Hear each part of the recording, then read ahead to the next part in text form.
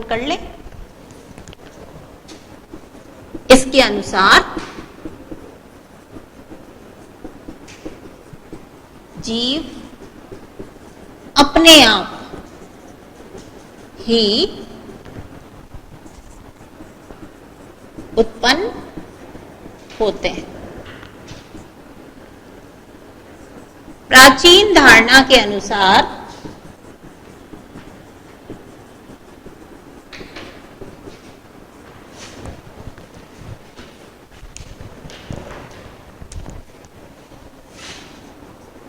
सूर्य की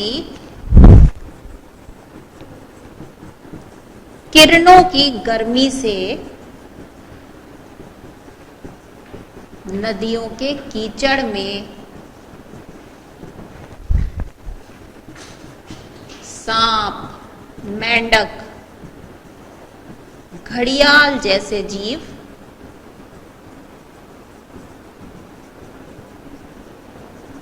उत्पन्न हुए। वैज्ञानिक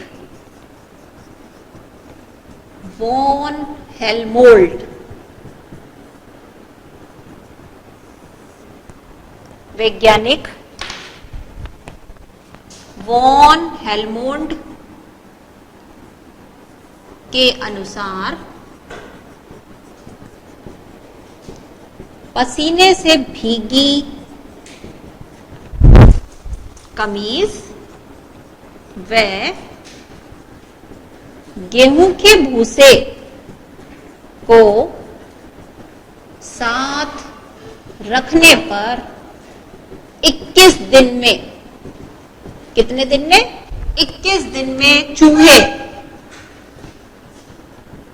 उत्पन्न हो गए। इस प्रकार बच्चों ये सिद्धांत हमें ये बताता है कि जीव अपने आप ही उत्पन्न होते हैं।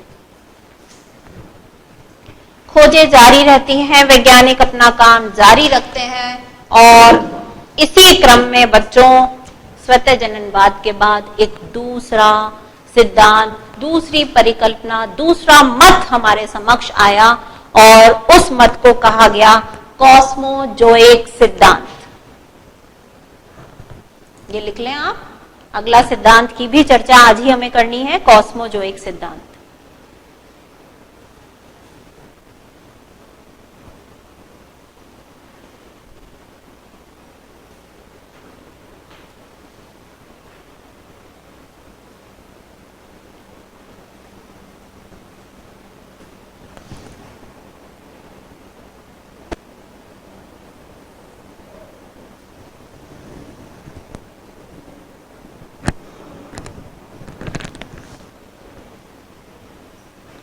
चलिए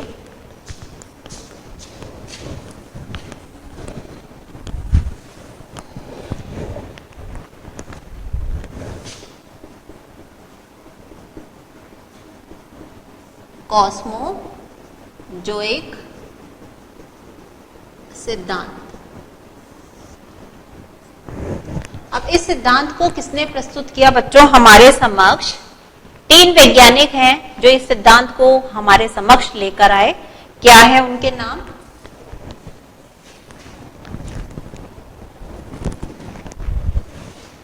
यह सिद्धांत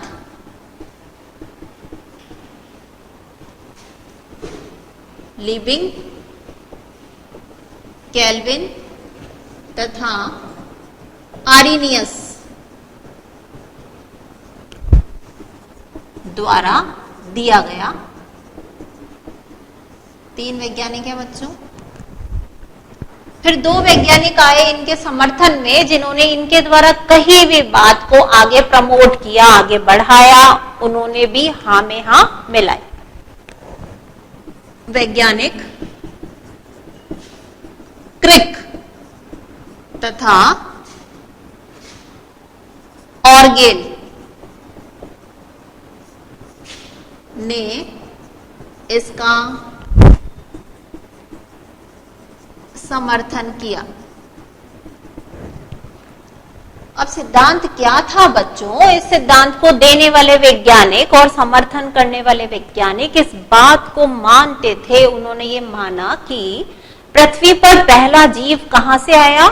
ब्रह्मांड का कोई ग्रह था, उस ग्रह से छोटे छोटे सूक्ष्म बीजाणुओं के रूप में एक जीव पृथ्वी पर आके टपक गया, यानी पृथ्वी पर उसका अवतरण हो गया। कहां से आया वो? ब्रह्मांड के किसी ग्रह से आया। पृथ्वी पर पहुंचने के बाद जब उसे वातावरण कैसा लगा? अपने लिए अनुकूल लगा होगा, तो वो जीव धीरे धीरे वृद्धि और विकास जो है वो करता चला गया, और इस प्रकार फिर उस जीव से अन्य जीव विकसित होते चले गए। तो बात समझ में आई आपको? कॉस्मोजोइक सिद्धांत ये मानता है कि अंतरिक्ष से सूक्ष्म बीजाणुओं के रूप में पहला जीव पृथ्वी पर आया, अनुकूल वातावरण मिलने पर वो बढ़ता चला गया और उससे फिर अन्य सृष्टि का विकास हुआ। लेकिन बच्चों, ये बात क्या आपको भी विश्वास योग्य लगती है? यदि आज हम 10वीं मंजिल से कोई चीज ऊपर से नीचे गिराएं, तो क्या वो उसी स्थिति में पृथ्वी पर पहुंचती है जिस स्थिति में वो 10वीं मंजिल पर थी? नहीं। तो इसी प्रकार की बात हमारे कुछ वैज्ञानिकों ने कही कि अंतरिक्ष से, जो कि पृथ्वी से इतना दूर है, वहां से किसी भी जीव का जीवित अवस्था में पृथ्वी तक आना बिल्कुल संभव नहीं है। तो इस आधार पर बच्चों कॉस्मोजोइक सिद्धांत को फिर आगे के वैज्ञानिकों ने मान्यता नहीं दी।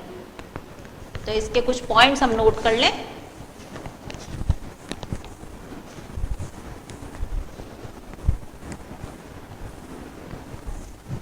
लिख लेने से बच्चों हमें याद रखने में आसानी होने लगती है। इसके अनुसार पृथ्वी पर प्रथम जीव ब्रह्मांड के किसी ग्रह से सूक्ष्म बीजाणुओं के रूप में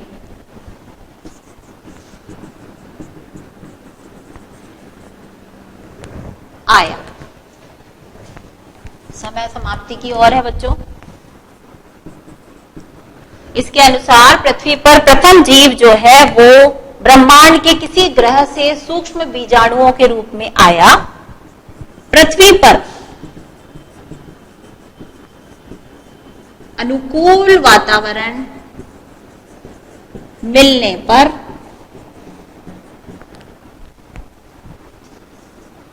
वो बढ़ता चला गया। इस प्रकार जीवन का विकास हुआ होगा कॉस्मोजोइक सिद्धांत के अनुसार। लेकिन अन्य वैज्ञानिक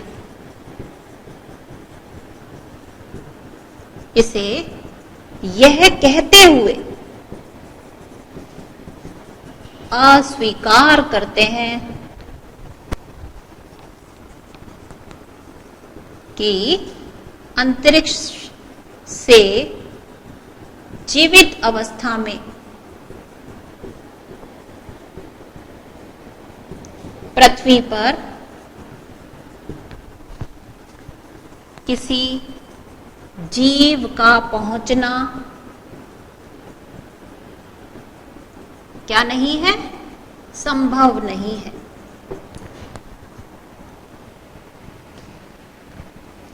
दोबारा से हम ले रहे हैं बच्चों कॉस्मोजोइक सिद्धांत। दूसरा हम सिद्धांत पढ़ रहे हैं। उसके अनुसार ये सिद्धांत लिविंग, कैल्विन और आरेनियस ने दिया।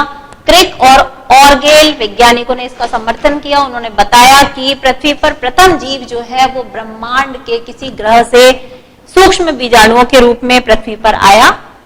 पृथ्वी पर जैसे ही उसे अपना वातावरण अनुकूल मिला वो बढ़ता चला गया। लेकिन बच्चों ये बात कई वैज्ञानिकों को हजम नहीं हुई। उन्होंने ये कहते हुए इस सिद्धांत को अस्वीकार कर दिया कि अंतरिक्ष से जीवित अवस्था में कोई भी जीव पृथ्वी पर नहीं पहुंच सकता। आगे खोजें जारी रही, परिकल्पनाएं आती रही। हमें 2 परिकल्पनाएं और पढ़नी है बच्चों। सबसे पहले हम लेंगे कि जीव से ही जीव की उत्पत्ति होती है, यानी जीव जननवाद लेंगे हम तीसरी परिकल्पना के रूप में। लेकिन आज चूंकि आपका समय पूरा हो गया है, तो इसलिए नई बात नई कक्षा में, नए दिन। तब तक के लिए नमस्कार।